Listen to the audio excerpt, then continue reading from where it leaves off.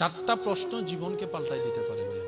প্রথম প্রশ্ন নিজেকে করব, আমাকে কে পাঠালো, কেন পাঠালো, কি করছি, কি নিয়ে যাব ওনার দরবারে, ওনার সামনে। এই চারটা প্রশ্ন যেদিন আপনার আমার ফিল আপ হয়ে যাবে, জীবন এমনি সুন্দর হয়ে যাবে। আসুন উলামায়ে কেরামের দোয়া নিয়ে চারটা প্রশ্ন একটু গভীরে যাই। কে পাঠালো যখন প্রশ্ন করব, উত্তর আসবে কে। যখন প্রশ্ন করা হবে কেন পাঠালো, বেশিরভাগ মানুষ আমরা উত্তর দিব ইবাদত করার জন্য।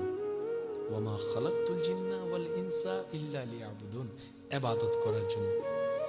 এবার যখন প্রশ্ন করব যে কি করছি এই দুনিয়ায়, তখন নিজের অতীতের জীবন সব সামনে চলে আসবে। যখন প্রশ্ন করব নিজেকে কি নিয়ে যাব রবের দরবারে, রবের কাঠগড়ায়, রবের সামনে, তখন আর নিজের ভিতর অস্তিত্ব থাকবে না, হৃদয়ে প্রাণ থাকবে না, তৃষ্ণার্ত হৃদয় হয়ে যাবে, অপমানে লজ্জায় মাথা নিচু হয়ে যাবে। কারণ আপনার জায়গায় আপনি, আমার জায়গায় আমি, যার যারটা সে তো জানি কতটুক ভালো আমরা করেছি। একটা যদি সওয়াব করি কোনো রকম, 10টা গুনাহ করতে আপনার আমার দেরি লাগে না। একবার উপকার করি, 10,000 বার আমরা আপনার খোঁটা দিয়ে তাকে স্মরণ করে দিই। কথা বলেন ঠিক কিনা?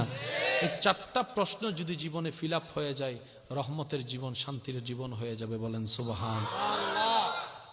কেন পাঠালো যদি প্রশ্নটা করি, আমরা সবাই বলবো আল্লাহ পাক আমাদেরকে ইবাদত করতে পাঠাইছেন। এবার ইবাদত মানে কি যদি প্রশ্ন রাখা হয়, 80% মানুষ উত্তর দিবে ইবাদত মানে নামাজ। ইবাদত মানে কি? নামাজ।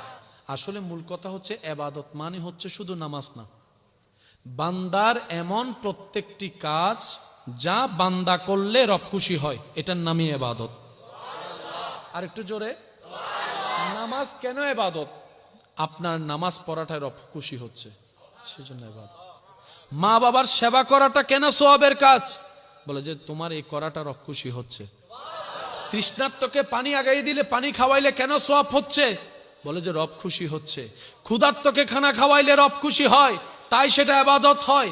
একজন ক্রন্দনরত বাঙ্গা মনের মানুষের মুখে যদি হাসি ফুটানো যায়, সেটাও ইবাদত। এমন ইবাদত রব্বুল আলামিন বলে, কোন বাঙ্গা মনওয়ালার যদি অন্তর তোমরা জোড়া লাগাই দিতে পারো, আমি আল্লাহ সারা জীবনের গুনাহ মাফ করে তোমাদেরকে জান্নাতও দিয়ে দিব। সুবহানাল্লাহ।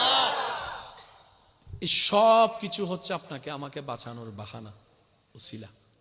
আচ্ছা, এটা কি মসজিদ না? অনেক বছর আগের এই মসজিদে যারা মুসল্লি ছিল, অনেক মুসল্লি এখন